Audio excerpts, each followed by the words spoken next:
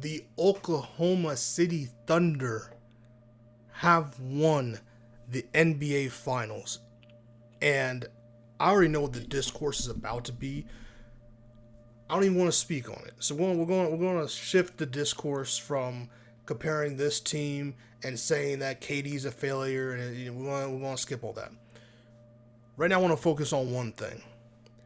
Oklahoma, when they needed to, played an amazing defense, and I love that they adjusted, because I'm telling you right now that the Pacers were about to come back and make this a very interesting game. I don't know if they're going to win the game. They're about to make a very interesting game because TJ McConnell was playing High School Musical ass basketball and cooking them. He was playing LA Fitness basketball and was cooking them. And I say all that in jokes, but TJ McConnell was truly giving the OKC Thunder problems. He was giving them all kind of problems. It didn't matter who was on defense against him. He was getting buckets, and I think he got the score. He cut the lead down to 7. You know, and just like the other game when they game 4, I think, where the Pacers wasted an amazing TJ McConnell and Obi Toppin game, and it's just one of those situations now where OKC was like, okay, we have to play defense. Jalen Williams really started coming alive that third quarter / second half in general.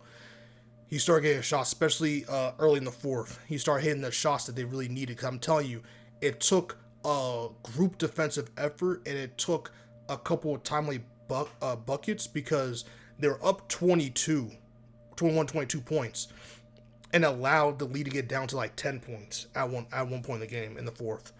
Regardless of what the time was left, it was like that was a tremendous lead to have, to let it cut down, you know? And so OKC rallied back and they won the game. Clutch. I'm going to say this now and I'm going to say it again. Miles Turner. I have to talk about Miles Turner for a second. I don't want to kick a player while he's down. And Miles Turner did great things for this team throughout the playoff run, not the finals run, but the playoff run. But I'll say this. Miles Turner played mediocre basketball.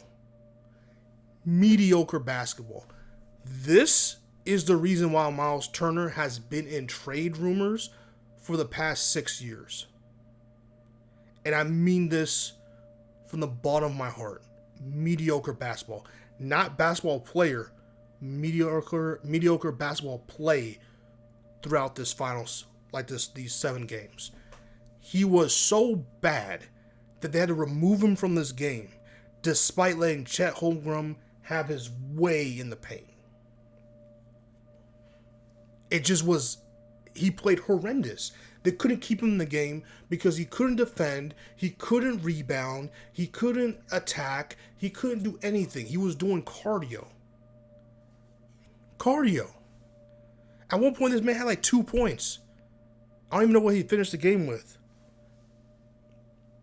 And Pascal Siakam had a real weird game. Now, granted, I don't want to just say he was a complete no-show. He was taken out of the game for an alarming amount of time for some reason. And also, when TJ McConnell was going on that heater, Siakam didn't even see the ball. He didn't even see the ball. But to be fair, credit to OKC's defense, they were doing a lot of denial. And then TJ McConnell started cooking them with Cisco grease, bro. And then they had to send 4 people to stop CJ. I count them. Me and my friend was watching this game. We counted them.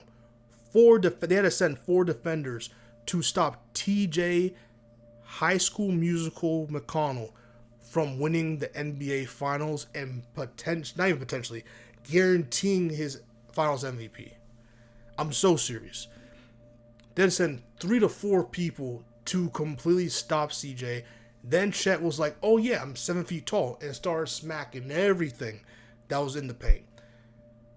But woo, that game was interesting, man. Obviously, let's talk about the Tyrese Haliburton injury.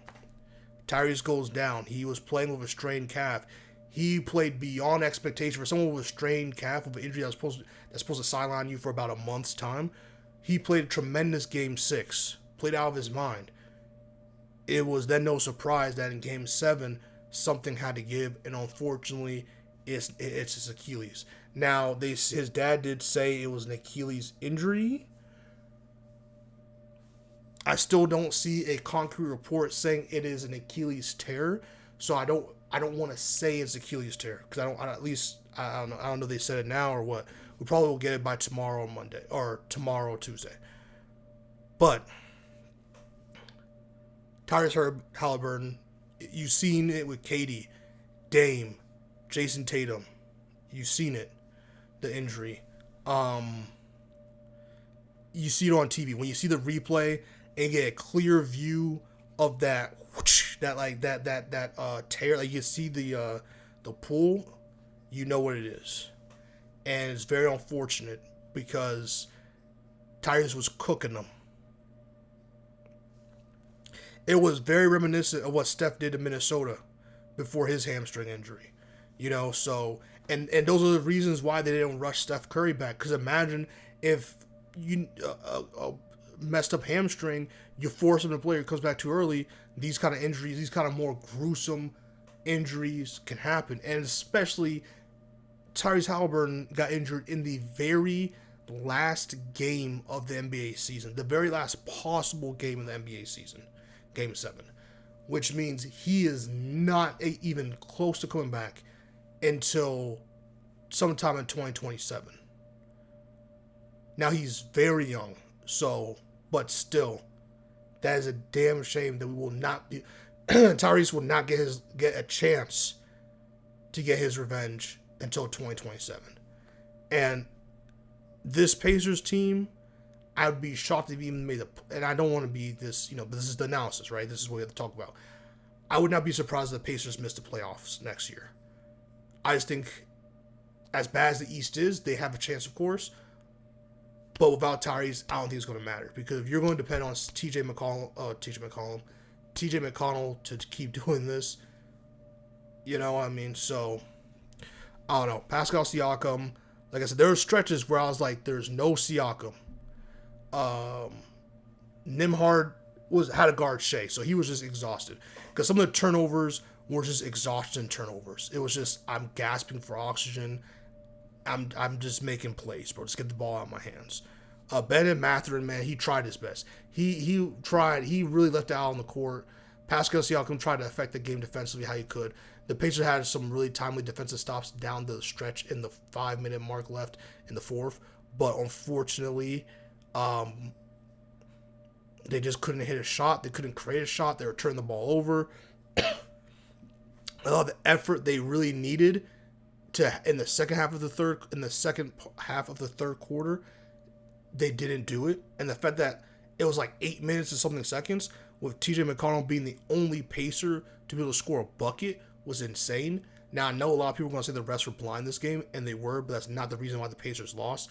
I will say, however, it is the reason why the Pacers didn't take the lead when TJ was going on his heater. Because there's no way TJ went then to paint that many times, scored that many points consecutively, and didn't get fouled once. There was even a play where he turned the ball over. I don't know if he turned the ball over or what happened with the result of it, but his arm was literally held the entire time right in front of the referee, plain as day. The ref didn't call it. And there's just so many fouls in the paint the refs didn't call, but yet as soon as the Pacers or the OKC Thunder player gets breathed on the wrong way, it's a foul. So that was noteworthy, and I'm saying that only affected, in my opinion, the third quarter when TD was going off. I think there's a lot the refs are playing real weird for a lot of the game, but especially that third quarter was very weird. But that's not why OKC won the game. OKC won the game because the Pacers lost their best closer, their best player, and TJ McConnell hero ball is nice in theory, but it has a huge flaw, and that is he is short as hell for an NBA player. And so when you bring a Forrest, it kind of cuts him off. And he doesn't have the best vision on the court. And it's not like he has LeBron James-esque basketball IQ. So it does lead to a lot of turnovers, and they trapped him a lot. They pressured him a lot. They made him pick up his dribble a lot. And yeah, so it was a lot of stuff going on. They neutralized TJ McConnell. Earlier in this series, especially game 4, they struggled doing shit like that. They would let TJ McConnell cook them, would not adjust to him, would not try to like trap him, nothing. They wouldn't do it because they knew that, not that this is a reason why they should have done it or should not have done it, but they knew that once they started giving TJ enough problems, Tyrese would come back in and make a whole new problem.